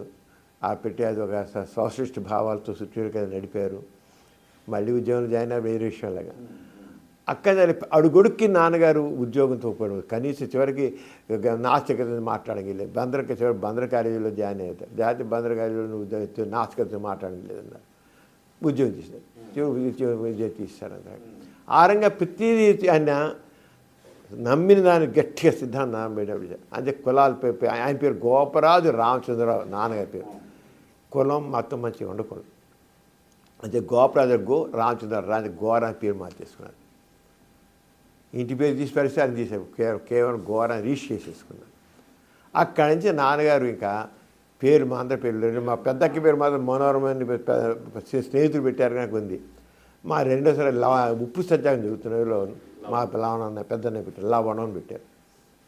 అప్పటికే గాంధీ గారి ప్రభావం నాన్నగారు వచ్చింది బాగా, స్వామి గారు. తర్వాత మా మైత్రికాయ పుట్టింది అక్కయ్య, గాంధీ ఇంపాక్ట్ మైత్రి పేరు పెట్టారు. తర్వాత గాంధీ గారు బేసిక్ ఎడ్యుకేషన్ ప్రవేశపెట్టారు, దాని విద్య అని పేరు పెట్టారు. దాని చెండుపాటి విద్యని విజయవాడ పార్లమెంట్ 2 సార్లు పార్లమెంట్ మెంబర్గా కూడా ఉంది. తర్వాత నాన్నగారికి అప్పుడు కాంగ్రెస్తో చాలా యాక్టివ్గా ఉండేవారు. అప్పుడు అన్ని రాష్ట్రాలు కాంగ్రెస్ విజయం సాధించి అప్పుడు విజయం అని పెట్టారు. నేను సెకండ్ వరల్డ్ 1939 అప్పుడు పుట్టాను. అంటే నవ్వే సమరం పెట్టారు. నా తర్వాత హిట్లరు, ముసోల్ని, స్టాలిన్ టైంలో మా తమ్ముడు నియంత్రణ పెట్టారు. మా నాన్నగారు మా ఫ్యామిలీ మెంబర్స్ అంతా జైలుకి వెళ్ళారు స్వాతంత్ర్యం కోసం. జైలుకి వెళ్తే అప్పుడు జస్ట్ స్వాతంత్ర్యం వచ్చే ముందు మా చెల్లెలు పుట్టింది మారు, తన డాక్టర్ మారు నాతో కలిసి పనిచేస్తారు. మారు అని పేరు పెట్టారు. చివరి చేయలేదు నవ్వు అని పేరు పెట్టారు. 9 పెట్టారు. మా నాన్నగారిలో మళ్ళీ హాస్యం ఉండేది చాలా సొంతంగా. ఇప్పుడు 9 పెట్టాను, తర్వాత ఏం పెడతారనే వాళ్ళు. నవ్వు పెడితే 10వ చేయలు పెడితే దశ పెడతాను, ఆ పైన బస్ అని పెడతానే వాళ్ళు. బస్ అని పెడతాను ఇంకా అంతే, ఇంకా అంతే అనేవాళ్ళు. సరే అప్పుడు 6 రోజులు అప్పుడు ఇంక ఆపరేషన్ లేవు, తల మొట్టమొదటి చేశారు, వ్యాసకి ఏం చేశారు. అది ఇంకా అలాగే మొత్తం ఇంకా నా అమ్మగారు నాన్నగారు మొత్తం కంప్లీట్గా ఈ స్వాతంత్ర్యంలో ఉన్నారు. సరే మా పెద్దకి వివాహం గాంధీ గారు నాన్నగారు ఇస్తారు. మనం మాట చెప్పడం కాదు, ఈ కులాలు మతాలు కాదంటున్నాం. అంచేత ఒక అంటరాని వాడికి ఇచ్చి మా అమ్మాయిని పెళ్లి చేయాలి అనుకున్నారు. అంటే మా పెద్దక్కయితో మాట్లాడారు, నేను ఇలా అనుకుంటున్నాను, ఒక అస్పృశ్యుడైన వాడితో ఇచ్చి పెళ్లి చేద్దాం అనుకున్నాను. ఎవరు చదువుకున్నా ఐఏఎస్ చదువుతున్నా ఐపీఎస్ కాదు, చదువుకున్నాడు కాదు, ఒక మామూలు హరిజనవాడలో ఉన్న వ్యక్తిని తీసుకొచ్చి నేను నీకు పెళ్లి చేస్తాను అంటే మా పెద్దకి ఓకే అని. ఒక హరిజనవాడలో వామరపాముల దాంట్లో హరిజనవాడలో నుండి ఒక వ్యక్తిని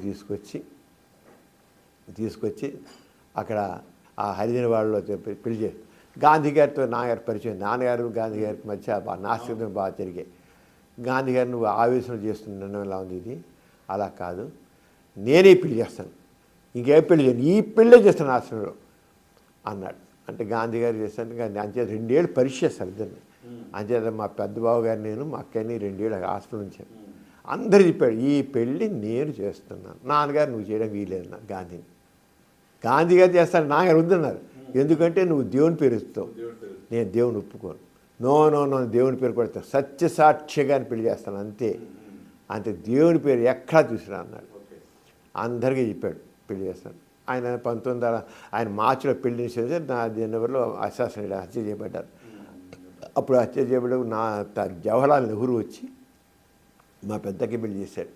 అంటే Jawaharlal Nehru prime minister of India వచ్చి అప్పుడు మా పెద్దకే పెళ్ళి, ఆయన గాంధీ గారు చేసిన పెళ్ళి ఆయన నాన్నగారితో ఉండేవారు అంతే. ఆయన ఏం చదువుకోలేదు, ఆయన ఎస్ఎస్ఎల్సీ వెరీ కామన్ మ్యాన్ అంత చెప్పారు. కానీ నేనేమి ఉద్యోగం చేస్తున్న వాడిని కానీ ఐఏఎస్ ఐపీఎస్లు కానీ ఏ ఉద్యోగాన్ని పెట్టాను, సామాన్యం తీసుకొచ్చేస్తాను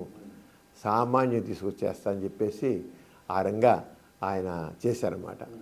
ఆ రంగా ఆయన చేశారు. మా ఇంట్లో మా ఇంట్లో అన్ని అందరూ మా ఇంట్లో ఉన్నారు. మా విశ్వ కుటుంబం. కులాలంటే అందరూ మనుషులే, మొత్తం భారతదేశంతో మా ఇంట్లో ఉంది. నిజమే కదా, మా ఇంట్లో అన్నీ ఉన్నాయి, అందరూ ఉన్నారు. మొత్తం మా నాన్నగారికి 80 మంది మనవులు ముని మనవులు అందరూ ఉన్నారు. నేను ఒక ప్రశ్న అడుగుతాను. ఇప్పుడు గోరా గారు అంటే నాస్తికత్వం అంటే గోరా గారి ద్వారానే మొదలైందని అంటారు భారతదేశం మొత్తం మీద. మీ ఫ్యామిలీలో ఎక్స్టెండెడ్ ఫ్యామిలీలో కానీ భక్తులు ఉన్నారా అండి? భక్తులు ఎవరు లేరండి, ఎవ్వరు. మా నాన్నగారికి మా పిల్లలకి వచ్చిన మా అల్లుళ్ళు కానీ కోడళ్ళు కానీ, మా పెద్ద వదిన మా లావణయ్య వైపు జాషువా కవి గారి కూతురు హేమలత లావణం గారు, అలాగే ఎవరు ఈ రోజులకు ఒక్కళ్ళే ఎవరు. ఇప్పుడు నాన్నగారికి మా కొడుకులు కూతుళ్ళు మనవలు ముని మనవల్లాగా ఉన్నారు. 5 జనరేషన్స్ ఉన్నాయి. 5 జనరేషన్స్ ఒక్కడు కూడా ఇంతవరకు భక్తులు లేరు ఎవరు. అందరూ కూడా గోరగారి మాట.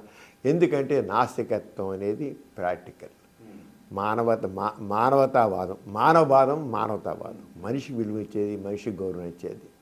అంచేత అసలు నాస్తికుడు అయిన వాడు ఎవడు కూడా నిజంగా నాస్తికుడు అయితే మాత్రం ఎవడు ఆస్తికుడు అవలేడు. ఇంకోటి సార్, గాంధీ గారి అంటే అప్పుడు స్టార్ హార్ట్ అసలు గాంధీ గారితో అంత సన్నిహితంగా ఉన్న గోరా గారు వ్యక్తిగత వాదోపదాలు తీసి లెటర్స్ రాసుకున్న గోరా గారికి ఆ స్థాయిలో గుర్తింపు రాదని నేను అనుకుంటున్నాను. అసలు గుర్తింపు కోసం ఎవరు ఆ నాన్నగారు మేము ఎవరు కూడా కోరుకున్నారని నేను అంటలేదు. కానీ ఆ స్థాయిలో, ఎందుకంటే ఆ ఉద్యమం ఆ స్థాయిలో కొనసాగటం కానీ జరగలేదేమో అనిపిస్తుంది నాకు. నాస్తికత్వ ఉద్యమం తర్వాత అండి అంటే ఒక వ్యక్తి యొక్క వ్యక్తిత్వం అందరూ అంత వ్యక్తిత్వం అనేది అంత టాలెంట్ లేకపోవచ్చు. కానీ మేము ఎవరు చేయగల లెవెల్లో మేము చేస్తూనే ఉన్నాం. ఇప్పుడు నేను చేయగలంతా చేస్తున్నాను. మేము యూట్యూబ్ ఛానల్స్ పెట్టాను, 20 యూట్యూబ్ ఛానల్స్ పెట్టాను. దాంట్లో పాజిటివిజం గురించి హిందీ ఛానళ్ళు, ఇంగ్లీష్ ఛానళ్ళు, తెలుగు ఛానల్ 3 ఛానల్స్ ఉన్నాయి. ఎథిక్స్ సెంటర్ ఉంది, ఎథిక్స్ బులెటిన్ ఉంది. ఇతీజ బిల్టన్లో రెగ్యులర్ నాస్తికత్వం చెబుతున్నాను చేస్తున్నాం. పుస్తకాలు వేసాం. మా లావణ్య వాళ్ళు చేశారు.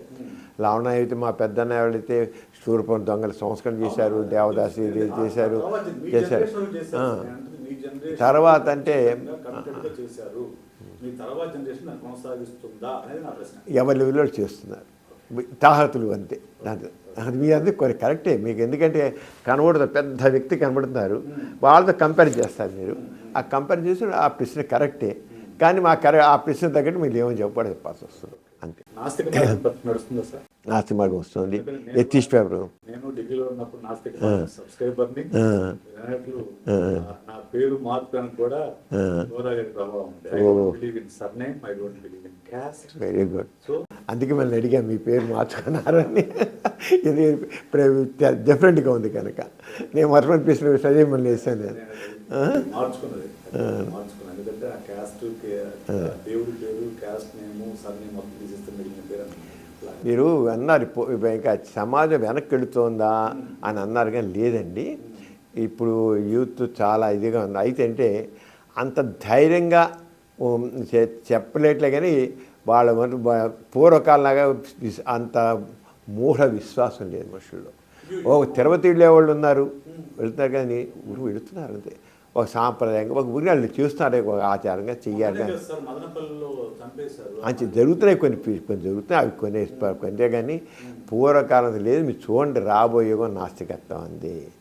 నాస్తికత్వం ద్వారానే సమాజం ముందుకు వెళుతుంది, ఆస్తికత్వం ద్వారా సమాజం ముందుకు వెళ్ళదు. అంటే తప్పనిసరిగా రాబోయే నాస్తికత్వం అందే నేను ఖచ్చితంగా ఘంటాపదం చెబుతున్నాను.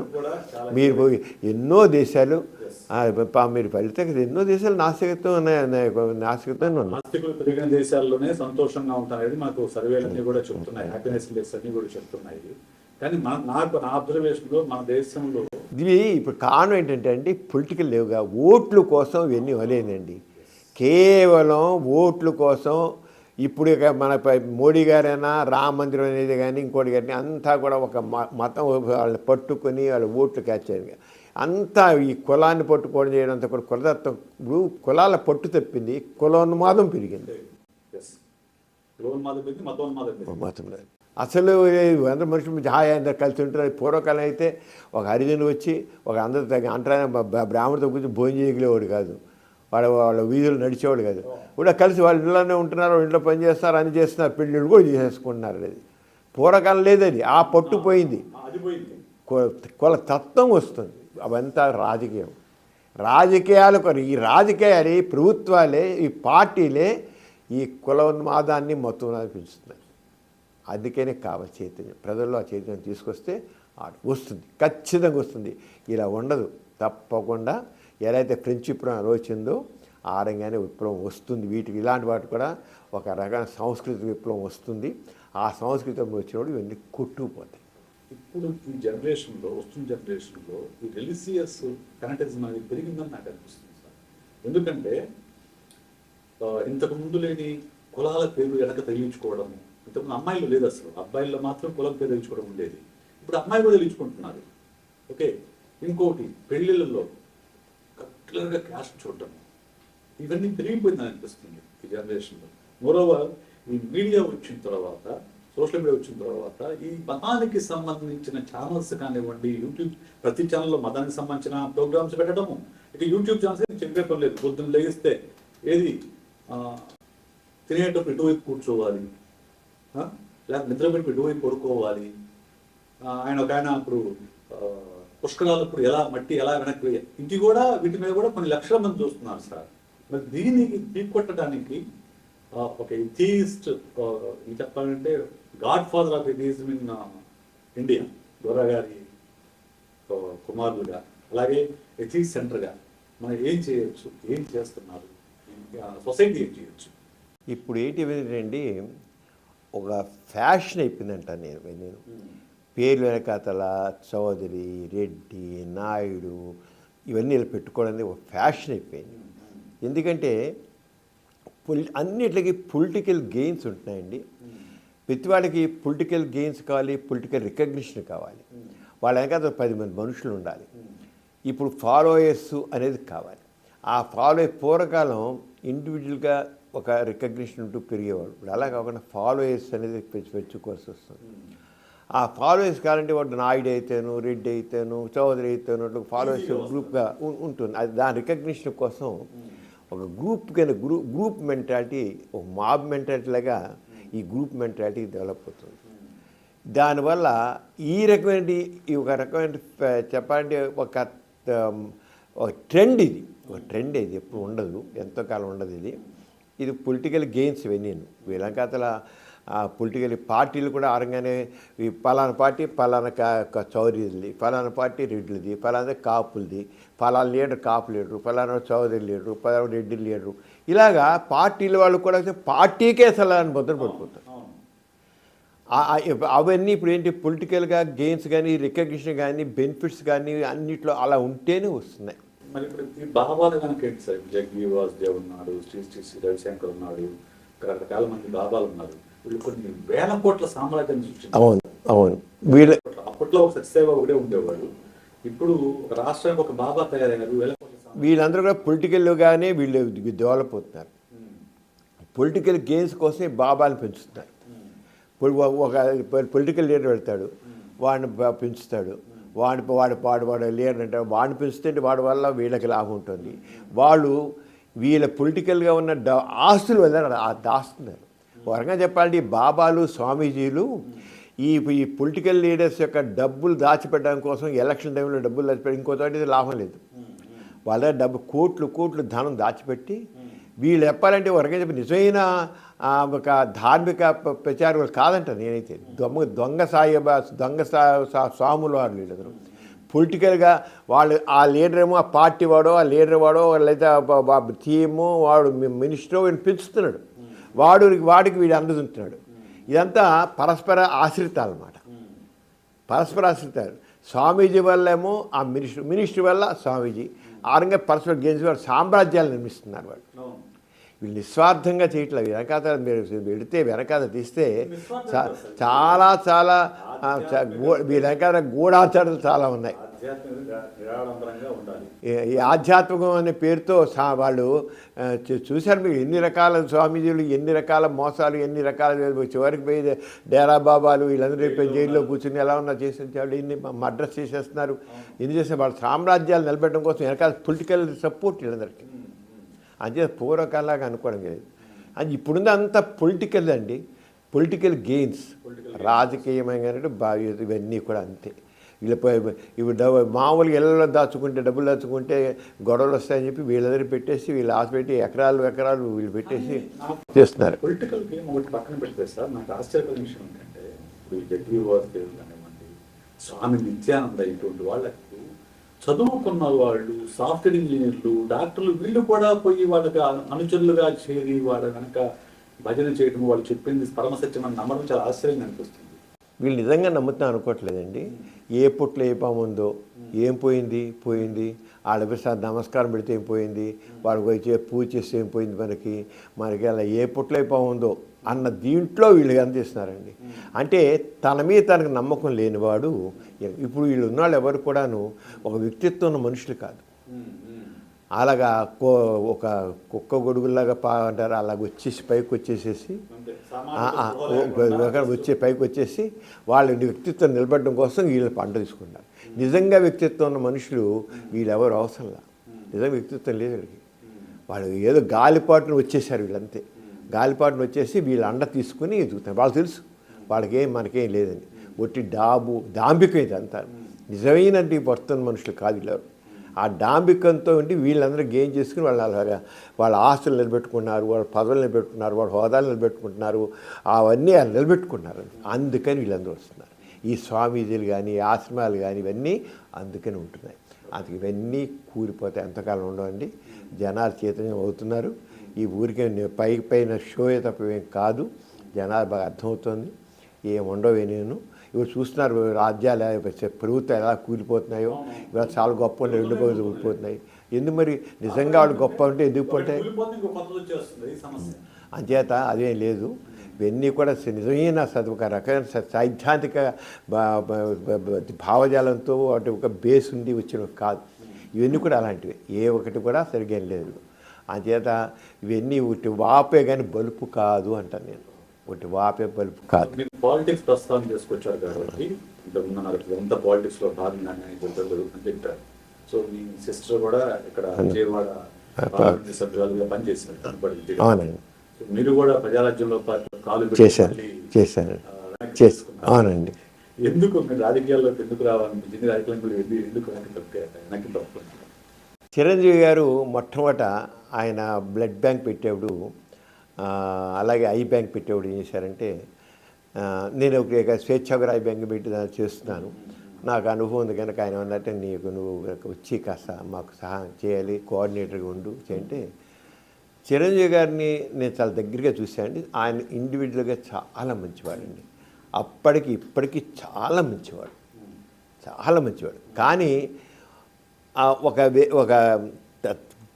నిలదొక్కుని ఉండగలిగే సామర్థ్యం అంత లేదు ఆయనకి.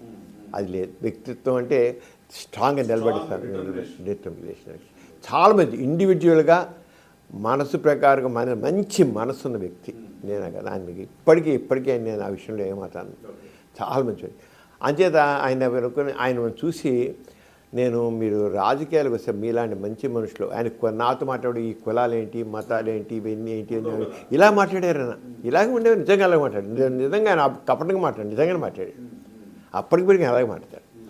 అలాగే మాట నిజంగా అనుకున్నా నేను ఉండాలని చెప్పి నేను కూడా ఒక ప్రజారాజ్యం పార్టీ పెట్ట విషయంలో ఎంకరేజ్ చేసిన వాళ్ళని నేను ఒకరిని చేశాను. బాగా తిరిగాను ఆయన కోసం, చాలా తిరిగాను. నేను మిత్రులు చాలా చేశాం. తిరిగిన తర్వాత నేను ఉన్న కొద్ది చూస్తే దాంట్లో తక్కిన వాళ్ళని చేరిపోయి దానికి ఒక కులానికి సంబంధించిన పార్టీలా చేసేసారు. చివరికి ఎంతవరకు వెళ్ళిపోయారంటే వాళ్ళు చాలామంది నన్ను కూడా నాయుడు గారు అని పిలవమని ఉంటారు. వాళ్ళ పార్టీని ఒక కులానికి ఆపాదించడమే కాకుండా దాంట్లో ఉన్న వ్యక్తులు కూడా నాయుడు గారే అని నన్ను నాయుడు గారు పిలిచారు. నాయనో ఇదంతా ఎంత మనం ఏ కులం లేని మతం లేని మానవులంతా ఒకటి అనుకోవడం, ఒక నాయుడు అని పిలిపించుకోవడం ఏంటి? నాయుడు నాకేం లేదండి, నాకేం కులం లేదు మతం లేదు, నేను మనిషిని నేను అంతే అంటే నాయుడు గారు ఉంటుండేవాళ్ళు. అలా ఒక అమెరికా ఫోన్ చేసి నాయుడు గారు మన కులంలో మీలాంటి గొప్ప మేధా ఉన్నంత గొప్ప స్టేషన్ ఫోన్ చేసి మాట్లాడి అసలు ఎలా వెళ్ళిపోయాడు సమరం ఏనేంటి నాయుడు. చివరికి ఉన్న కొద్దీ డబ్బు కూడా దాంట్లో చేశాను. చిరంజీవి గారి దగ్గరికి వెళ్ళాను. ఏమండి నేను మీతో ఎంతకాలం ఉన్నదంతా దీనికోసం, కానీ ఇక్కడ కులం ప్రాధాన్యత ఉంది, డబ్బు ప్రాధాన్యత ఉంది. చివరికి ఒక ఎమ్మెల్యే ఒక సీట్ ఇవ్వాలన్నా ఎంపీ సీట్ ఇవ్వాలన్నా డబ్బులు అడుగుతున్నారు. ఇది నా దీనికి దానిచేత నేను మీరంటే నాకు ఇష్టమే, చాలా ఇష్టం. ఎప్పటికీ మీరంటే నేను అభిమానించే వ్యక్తినే. కానీ మీ చేతిలో కూడా లేదు. ఇప్పుడు మీ చేతులు కూడా దాటిపోయాయి. ఎవ్వరూ చేయలేరు, మీ చేతులు కూడా దాటిపోయేది. అంచేత నేను మాత్రం తప్పుకుంటున్నాను. ఇక మీ సర్జిద్దుగా చేసుకుని నేను మాత్రం చెప్పి నేను చెప్పేసి ఒక 40 నిమిషాల సేపు ఆయన చెప్పేసి బయటకు వచ్చాను. ఎమ్మెల్సీ చేశాను. ఎమ్మెల్సీ అక్కడ బాగా డబ్బు ప్రభావం చూశాను. గ్రాడ్యుయేషన్ కమిటీ దాంట్లో చేశాను. నేను చేస్తే అక్కడ చూశాను మనం ఓటర్స్ డబ్బులు పుచ్చుకుంటున్నారని అనుకుంటున్నాం కానీ గ్రాడ్యుయేట్స్ కూడా డబ్బులు పుచ్చుకున్నారు. నేను వెళితే ప్రతి చోట ఫలానా అయినా మాకు సెల్ ఫోన్ ఇస్తా అన్నాడు, మీకు ఓటు వేయాలి కానీ మీరు ఏమి ఇస్తారు మాకు అని అడిగారు. ఒక ఎంఆర్ఓ ఆఫీస్కి వెళ్తే మాకు ఒక పెద్ద టీవీ కావాలండి, ₹1,00,000 టీవీ కావాలండి. ఒక కాలేజీ క్యాంటీన్ మా క్యాంటీన్లో టీవీ కావాలండి. అందరూ అడిగినాళ్ళే, లేదా డబ్బులు ఇవ్వని అడిగినాడు.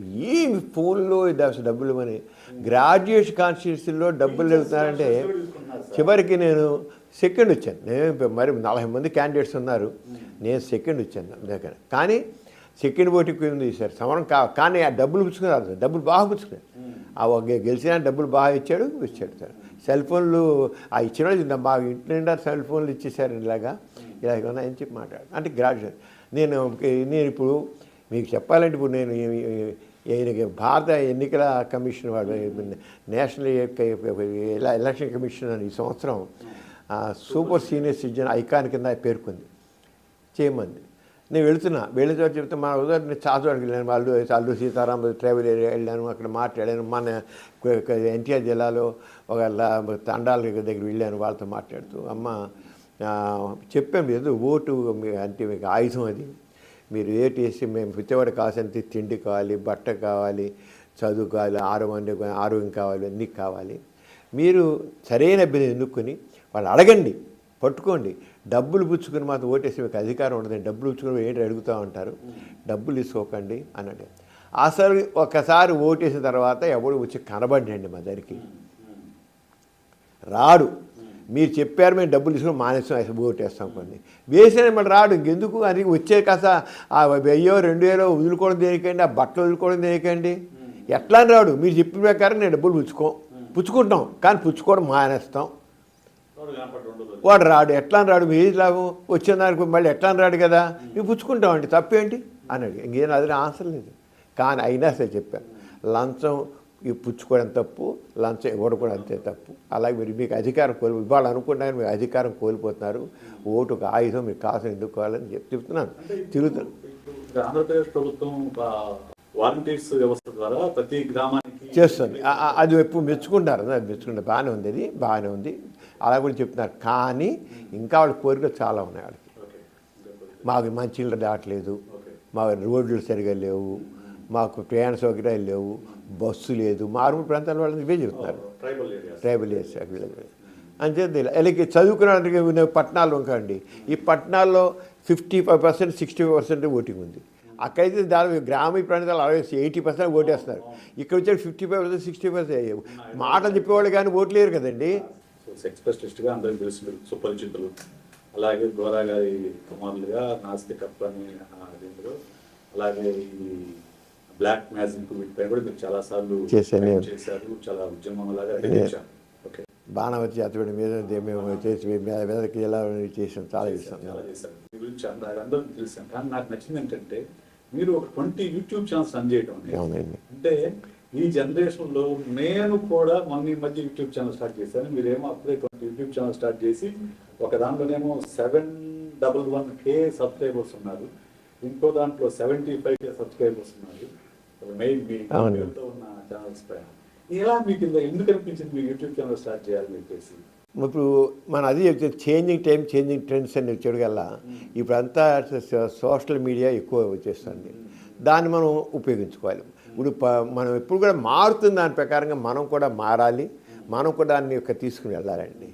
ఇప్పుడు చూస్తాం చాలా ఏజ్డ్ పర్సన్స్ ఉన్నారు, చాలామందికి సెల్ ఫోన్ ఉంటుంది, దాంట్లో వాట్సాప్ చూడడం తెలీదు, లేదా వాట్సాప్ పంపించడం తెలీదు, లేదా ఈమెయిల్స్ చూడడం పంపించడం తెలీదు, చూడడం తెలీదు, అలా ఉన్నారు. ఎంతో మారిపోయి చాలా ఫాస్ట్గా డెవలప్ అయిపోతానండి. ఇంత దాన్ని మాత్రం ప్రతివాళ్ళు ఆ డెవలప్ అవుతున్నట్టు దాంతో సైన్స్తో పాటు ఆ యుగంతో పాటు మనం కూడా వెళ్ళాలి, ఎదగాలి తప్పకుండా. అందుకే నేను మా ఎథిక్స్ సెంటర్లో మన ఫిబ్రవరి 28న గోరా టెక్నో హబ్ అని పెట్టాను. దాంట్లో లేటెస్ట్ డెవలపింగ్ టెక్నాలజీని అంతా చెప్పారు, తెలియాలి ప్రతి వాళ్ళకని. మీరు రోబోట్ టెక్నాలజీ వచ్చేస్తుంది, నానో టెక్నాలజీ, క్వాంటమ్ టెక్నాలజీ వచ్చేసింది, తర్వాత ఆర్టిఫిషియల్ ఇంటెలిజెన్స్ వచ్చేసింది, డ్రోన్స్ వచ్చేసింది, ఇలా ఎన్ని ఇంత అవన్నీ పెట్టాను. అవన్నీ మొత్తం కాబట్టి మంది చేస్తున్నాం. మన కలెక్టర్గా చేత ఇనాగ్రేట్ చేయించాను. ఆయన వర్కింగ్ మోడల్స్ పెడుతున్నాను. నేను ప్రతివాళ్ళు చదువుకున్నవాళ్ళు ఎవరైనా బతుకోవచ్చు కాదు. కానీ డెవలపింగ్ సైన్స్ని మన ఎందుకంటే సైన్స్ ఏమైనా ఇప్పుడు మనం నడిపించేదంట, సైంటిఫిక్ నాలెడ్జ్ కావాలి, సైంటిఫిక్ టెక్నాలజీ కావాలి. నేను మాత్రం ఆ విషయంలో మాత్రం ఇది ఏదైతే పురోగమిస్తుందో దాన్ని మనం తప్పకుండా తీసుకోవాలి. నాస్తిక ఎథిస్ట్ సెంటర్ కింద కేవలం ఎథిజం మీదేనా లేక మిగతా చాలా ఉన్నాయి, అది చాలా న్యూస్ ఉన్నాయి. ఇక్కడ మహిళలకి స్వయం ఉపాధి నేర్పించడం చాలా ఉన్నాయి. కొంచెం వాటి గురించి కొంచెం ఇప్పుడు ఎథిక్స్ సెంటర్ ద్వారా మేము చాలా కార్యక్రమం చేస్తున్నామండి. ఇక్కడ గోరా సైన్స్ సెంటర్ ఉంది. ఈ గోరా సైన్స్ సెంటర్ సైన్స్ సంబంధించినవన్నీ ప్రోగ్రామ్స్ చేస్తున్నాం.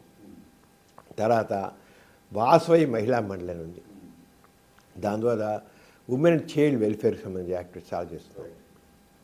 ఆజంతా మండలి ఉంది, గ్రామీణ ప్రాంతాల్లో డెవలప్మెంట్ ప్రోగ్రామ్స్ చేస్తున్నాం.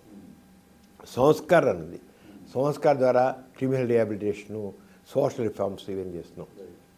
అలాగే వాసవి నరసింహ ఉంది, హెల్త్ సర్వీస్ అని చేస్తున్నాం.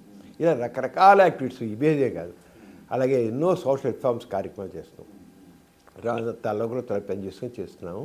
అలా యాక్టివిటీస్, అలా పేపర్లు ఉన్నాయి, పుస్తకాలు ఉన్నాయి, అవన్నీ చేస్తున్నారు. వచ్చే ప్రభుత్వానికి మీ సేవలు మరింత మీ నివేదిక అందిస్తారని, వాటి ద్వారా ఆంధ్రప్రదేశ్లో వైద్య విప్లవం వస్తుందని ఆశిద్దాము. అలాగే మీ అథీస్ట్ సెంటర్ ద్వారా మీ మార్గం నడిచి మరికొంతమంది అథీస్టులుగా మారతారని, సైంటిఫిక్ టెంపర్మెంట్ జీవితాన్ని గడుపుతారని ఆశిద్దాం సార్. నమస్తే అండి.